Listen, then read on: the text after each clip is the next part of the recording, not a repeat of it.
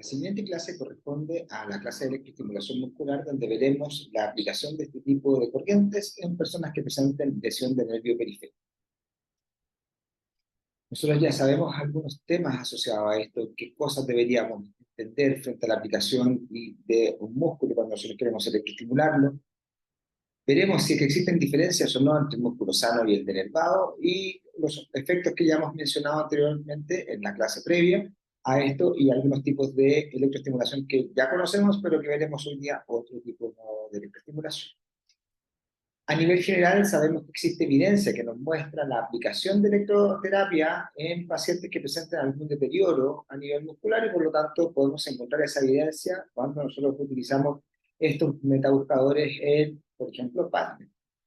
Sabemos también que la electroestimulación muscular nos puede ayudar en personas que presenten un músculo totalmente paralizado, con alguna denervación de tipo parcial, con daño asociado a una cirugía, no necesariamente por lesión nerviosa, sino que porque este músculo no responda correctamente, o por otro tipo de lesiones en donde el músculo va a estar indemne, su unión con al sistema neural también va a estar indemne, pero que no tenga buena respuesta, que es lo que vimos en la clase previa.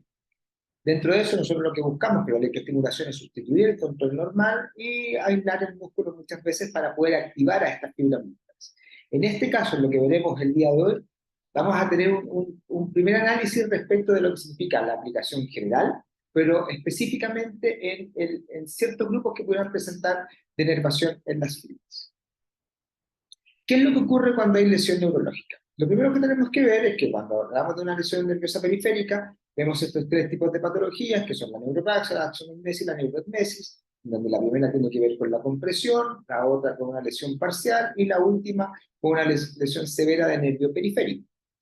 Cuando vemos, por ejemplo, una lesión nerviosa, nosotros esperaríamos que hubiera una reinervación de las fibras nerviosas hacia el músculo de las que están indemnes y por lo tanto empieza a producirse una rama de dendritas que empiezan a comunicar al nervio motor con el músculo. Pero muchas veces nosotros vemos que este daño tiene que ver con estructuras que están parcialmente inervadas, o sea, que quedan ciertas fibras que van a tener inervación y otras fibras del músculo, de ese mismo músculo, no van a estar con la capacidad de inervación, por lo tanto va a haber una respuesta contráctil. O cuando tenemos definitivamente un músculo que está totalmente enervado, en donde esa respuesta contráctil, gracias a la contracción muscular medida por la estimulación del nervio motor, no se va a lograr. Por lo tanto, desde esta línea, la parte terapéutica nos indica que posiblemente estos pacientes deban ser operados. Al ser operados, vuelven a tener una condición, o esperaríamos que tuvieran una condición de buena conducción nerviosa, pero que en un primer momento es una conducción nerviosa que es leve, moderada, por lo tanto las unidades motoras que se pueden prender son las menos, y respondería como un tipo de inervación severa, ya que las fibras musculares no están respondiendo bien hasta que empieza a producirse esta conexión colateral y por ende una buena respuesta del nervio. Desde ahí que nosotros podemos ver diferentes tipos de aplicaciones de electroterapia para las diferentes condiciones. ¿Qué ocurre cuando hay una denervación? ¿Ya? Nosotros lo que esperamos es que existe una atrofia y un proceso degenerativo de las fibras. ¿Ya? En especial, si nosotros tenemos claro de que no existe una lesión a nivel central, sino que es más bien asociada a una lesión del nervio periférico. Por lo tanto, lo que podemos ver es que este deterioro esté asociado a una persistencia de los mecanismos que no tienen relación con la señalización nerviosa. De aquí que nosotros podemos ver si es que es importante estimular y en todos los casos va a ser prioritario el hacer esta estimulación. Cuando nosotros consideramos que existe una neuropraxia, lo que tenemos que analizar es qué es lo que está provocando la compresión nerviosa y posiblemente el ataque de esa semiología va a estar determinada no por la intervención directa sobre el músculo, sino que primero por la etiología y si vemos deterioros, quizás es el músculo el que debemos tratar de electroestimular. Pero en un primer momento, tratar la semiología va a ser fundamental, que pudiera estar provocando la compresión nerviosa y por ende no va a ser necesario en este tipo de pacientes, si es que logra tener una buena comunicación, hacer electroestimulación muscular. En el caso de los músculos que sí necesitan electroestimulación muscular, lo que se busca con ello es mantener las capacidades tanto metabólicas como de la placa motora para que pueda haber una buena respuesta de contracción muscular cuando este sistema vuelva o a la normalidad o lo más cercano a la normalidad. De ahí que es importante que la electroestimulación sea lo más específica, sea lo más clara para la persona a tratar, pero además que sea atingente a la condición del paciente y a la patología que está conviviendo con él, con esta persona. Nosotros vemos diferentes tipos de electroestimulación en neurorehabilitación. Vemos el tratamiento más bien aislado, más bien cíclico, que es donde profundizaremos un poco en esta clase, que tiene que ver con la electroestimulación muscular con diferentes pulsos, que vamos a ver más adelante, y que lo que se hace es actuar sobre el músculo sin necesariamente pensar en la función de él. Se hace una estimulación más bien cíclica, donde este músculo va a responder, y por lo tanto lo que vamos a tratar es de mantener su actividad. Una perspectiva un poco más general es la electroestimulación llamada FES, la electroestimulación funcional, en donde lo que busca este concepto es hablar sobre una especie de neuroprótesis, en donde nuestro sistema nervioso se activaría, nuestra musculatura se activaría y por lo tanto pudiéramos contemplar una función en la persona que estuviera sostenida con este tipo de intervención. Y la electromiografía, pensada en la electrobiofeedback, nos va a ayudar a contemplar cómo es la activación muscular y ver cuando el paciente hace un acto consciente de contracción, cuántas unidades motoras o cómo las fibras van a responder para poder activar este músculo y por lo tanto además se va a sumar, aparte de la contracción, un fenómeno cognitivo que nos permita también a nivel central estructurar nuevamente el engrama motor. Por lo tanto, vemos cíclicamente, vemos cómo podemos partir desde lo más simple hasta elementos más complejos como la electromiografía. ¿Qué es lo que hace en sí la electroestimulación? Cuando nosotros nos encontramos con un daño del sistema nervioso, vamos a encontrar una pérdida de la función. Lo que buscamos en neurorehabilitación es la reeducación motora, y esto se logra haciendo entrenamientos que sean repetidos para que esta persona vuelva a tener un esquema de ese movimiento, y esto produce en sí el fenómeno que se llama neuroplasticidad, o sea, estas nuevas conexiones. La electroestimulación muscular lo que hace es provocar nuevamente estos movimientos repetidos, por lo tanto formar un sistema de entrenamiento, potenciar la reeducación motora y llevarnos a la neuroplasticidad. No significa que en todos los pacientes con lesión nerviosa sea necesario el uso de electroestimulación, sino que nos permite, como una herramienta más, poder entender para qué nos puede llegar a servir.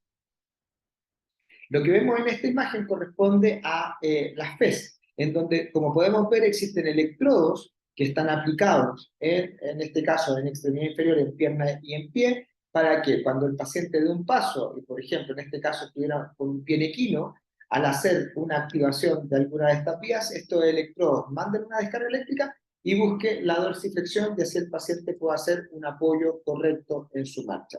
Por lo tanto, lo induce a una buena función. Y por eso la electroestimulación funcional es una de las herramientas que se utiliza para que el paciente conviva en el día a día frente a su lesión. Cuando nosotros buscamos la reeducación motora, lo que estamos haciendo es buscar la neuroplasticidad. Y esta se logra porque nosotros estamos entregando inputs sensoriales y motores que nos van a producir una potenciación de larga duración. Estos famosos LTP que vimos en algún momento asociados a el dolor crónico, pero que también tienen un esquema positivo cuando, por ejemplo, tiene que ver con una respuesta aprendida de sobremanera. Y eso nos va a permitir una memoria frente al movimiento y crear estas redes neurales. Lo que se ha visto es que con la electroestimulación muscular nosotros vamos a plantear este fenómeno de reeducación motora, haciéndose estos movimientos repetidos. La carga eléctrica va a entregar mayor input sensoriales y motores, porque ya la sola carga eléctrica va a producir algo sensorial, pero además va a producir las contracciones musculares, y esto, asociado a una disminución de la inhibición intracortical, nos va a permitir también una respuesta neuroplástica, o sea, nuestro cuerpo va a poder activarse en pro del ejercicio, el movimiento y la educación muscular. Dentro de esto nosotros vemos que existe un fenómeno que se conoce como la regla de Hebb. La regla de Hebb nos habla de que si nosotros tenemos un axón o una célula A, esta va a estar comunicada con una célula B. La célula A, en este caso el axón, lo que va a hacer es señalizar hacia la célula B. Y si esto persiste cíclicamente, constantemente, nos va a entregar información de la actividad de B. ¿Ya? Por lo tanto, vamos a suponer que A es el nervio motor y B es la fibra muscular. Por lo tanto, cuando la fibra muscular se activa, quiere decir de que el nervio motor le está mandando señales y por lo tanto se está logrando la contracción. La comunicación entre la célula A y B nos va a entregar información sobre qué es lo que pasa con los procesos y los cambios que tenga el tejido, ya sea a nivel metabólico o neural. Y esto nos va a decir que cuando B está respondiendo bien, o sea, en este ejemplo, el músculo, A está haciendo bien su trabajo. Por lo tanto, la eficiencia que va a tener A está determinada por la conducta que va a tener B. O sea, si el músculo está activándose bien, eso posiblemente nos está diciendo que el nervio está haciendo bien el trabajo. ¿Bien? Ahora, ¿qué ocurre? Cuando nosotros interrumpimos la señalización entre A y B, en este caso, por ejemplo, una lesión del nervio periférico, dejamos de comunicar al nervio motor con el músculo, lo que va a ocurrir es que vamos a perder esta eficiencia. Por lo tanto, ¿en qué nos va a ayudar la electroestimulación? En que nosotros vamos a producir una descarga sobre B. Y por lo tanto, esa descarga sobre B nos va a permitir que se señalicen impulsos antidrómicos hacia A y nos permita una sincronización de la actividad a nivel pre- y postsináptico para que se logre de buena manera el actuar a nivel del cuerno anterior de la médula. Y por lo tanto, se manden señales a nivel central y eso permita este fenómeno llamado neuroplasticidad. La regla de Hebb no es solamente una herramienta que se utiliza cuando nosotros vemos electroestimulación muscular, sino que la regla de Hebb se utiliza para el aprendizaje y la psicología como una forma de entender lo que está ocurriendo en él.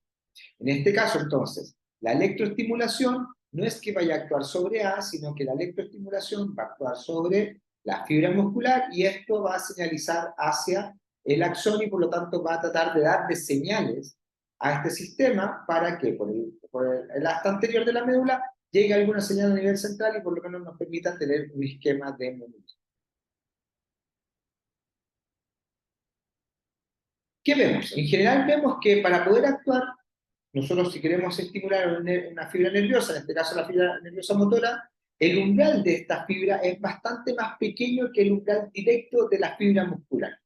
Por lo tanto, se ha visto que es más o menos entre 100 a 1000 veces más pequeño el de la fibra nerviosa motora versus el de la fibra muscular como tal.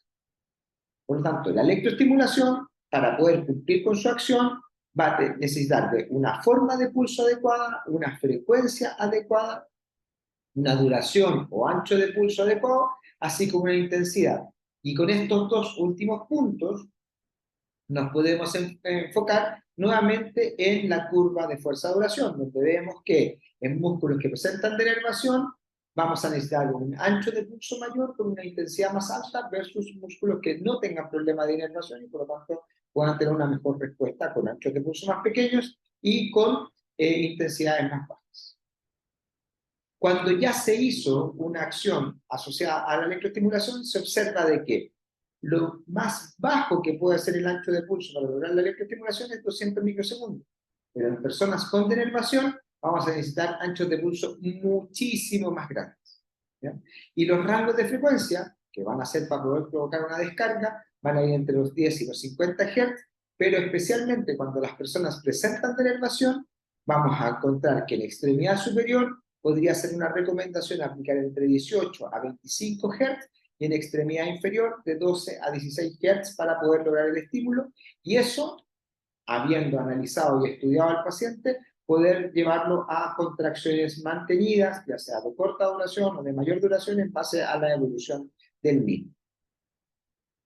Algo que es fundamental analizar en el concepto de una diferenciación entre una fibra sana, una fibra muscular sana y una fibra con denervación, es el fenómeno de acomodación. La fibra muscular sana tiene acomodación, por lo tanto, cuando un estímulo es sostenido de manera paulatina en el tiempo, lo que va a ocurrir es que va a aumentar su umbral de respuesta. Por lo tanto, la fibra sana va a responder acomodándose y por lo tanto aumentando su respuesta muscular porque el nervio motor se acomoda. ¿Qué ocurre? Que en las personas con denervación el fenómeno de acomodación se pierde. Por lo tanto, ¿por qué? Porque el nervio motor o no está cumpliendo bien su trabajo. Por lo tanto, mientras más severa es la lesión del nervio motor, ¿ya qué es lo que ocurre? que el fenómeno de acomodación se pierde más. Y por lo tanto, cuando provocamos una respuesta de contracción muscular, lo que va a ocurrir es que no vamos a tener este aumento de número. Volvemos a la imagen previa. Nosotros lo que podemos hacer es, cuando tenemos un músculo con denervación, poder estimular a las fibras que están denervadas para poder producir un aislamiento de estas fibras con un pulso triangular, o sea, un pulso de ascenso progresivo, para que así las fibras que están con denervación se activen y las que están todavía inervadas se acomoden y por lo tanto no respondan tan bien y podemos ser eficientes con solamente las fibras que están con pérdida de activación. Por eso, cuando nosotros vemos la estimulación con sujetos con denervación, la elección del ancho de pulso es fundamental. Por lo tanto, en una persona con denervación parcial, especialmente con denervaciones parciales de menor severidad, el pulso ideal es el de ascenso progresivo. ¿Y eso cómo se ve? Cuando nosotros vemos este esquema, esto se llama la climálisis, o sea, la inclinación del ascenso del pulso. En este caso tenemos un ascenso rápido, y aquí cada vez se va a hacer más progresivo. Vemos que cuando hay un ascenso progresivo en la fibra muscular sin problemas de inervación, va a existir un fenómeno de acomodación y por lo tanto el músculo no va a lograr la contracción. En cambio, cuando el músculo presenta una denervación, cuando el pulso empieza a ser de mayor duración, ¿ya? Se va a activar de mejor manera, ¿ya? Y va a ser aislado las fibras musculares denervadas cuando el músculo tenga un pulso de ascenso progresivo.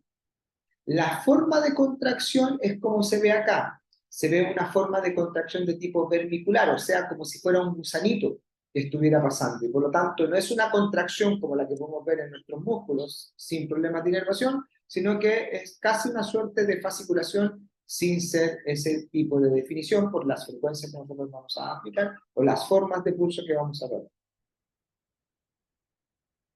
Por lo tanto, para las fibras inervadas, nosotros ya sabemos que la elección de pulso es el pulso bipolar cuadrangular, pero si comparamos entre un pulso monopolar cuadrangular y uno triangular, el monopolar cuadrangular sería el atingente para estas fibras. En cambio, en las fibras con denervación, el pulso de ascenso progresivo sería el más adecuado para esto. Ahora, eso no significa que una persona con problemas, o sea, una persona que no tenga problemas de inervación, usted no le pueda entregar un pulso triangular, pero va a ser menos eficiente que, por ejemplo, un pulso monopolar cuadrangular, como en este ejemplo, o definitivamente un pulso bipolar cuadrangular.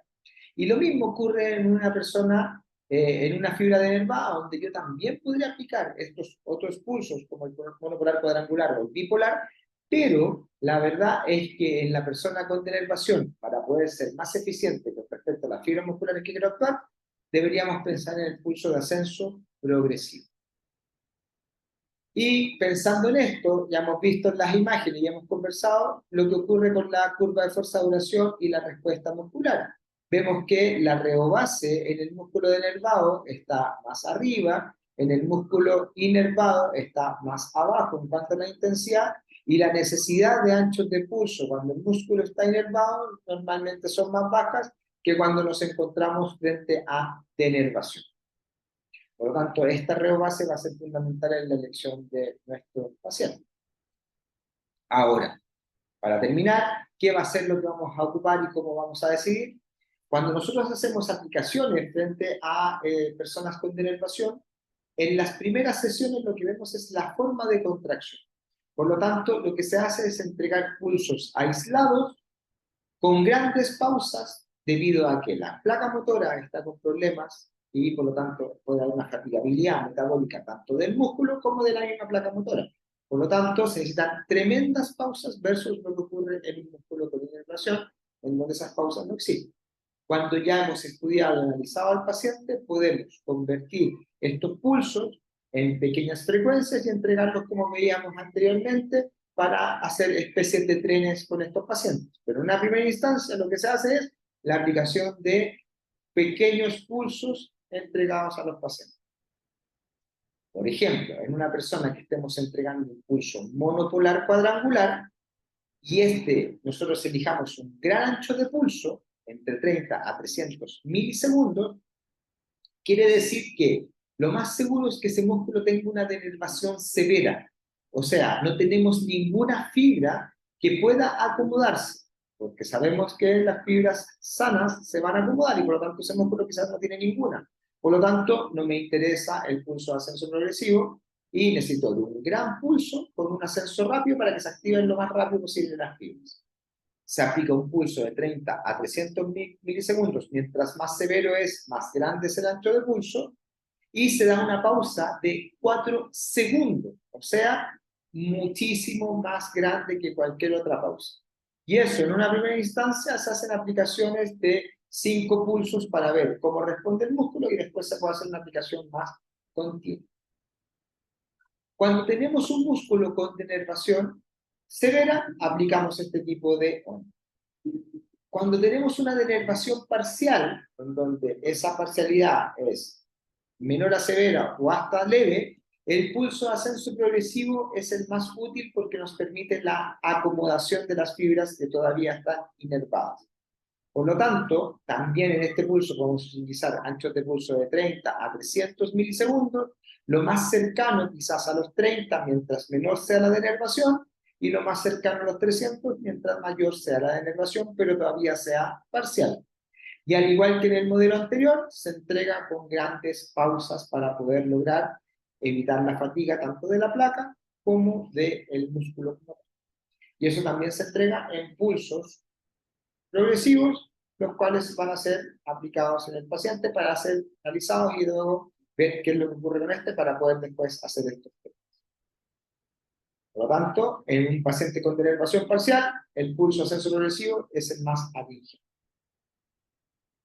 Por lo tanto, para que lo veamos luego en la clase y en los prácticos, ver cuál es la diferencia entre la electroestimulación y las FES, ver la diferencia entre la electroestimulación en una persona que presenta una lesión del nervio periférico, para qué nos podría ayudar esta electroestimulación, cómo podría ayudar a la neuroplasticidad y por qué cuando decido en un paciente con denervación parcial el pulso progresivo, qué justifica este fenómeno, es de las cosas que vamos a analizar luego en la clase de aula invertida, así como también en el práctico. Esta corresponde a la última clase de electroestimulación, así como también la última clase de agentes físicos. Muchas gracias.